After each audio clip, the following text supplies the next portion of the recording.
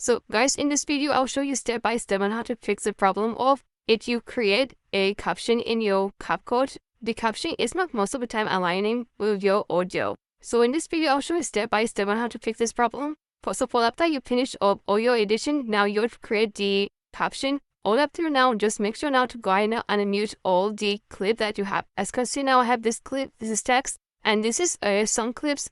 Just go to the side and just mute them all. So I'll just go ahead now and mute them all.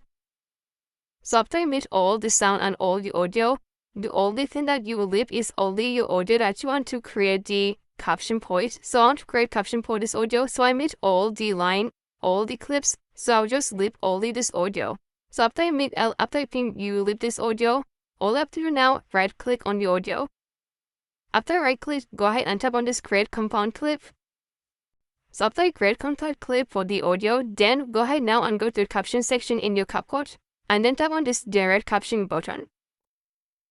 So as you can see now, after now I finish waiting, now it creates now my audio. As you can see now, here is the caption.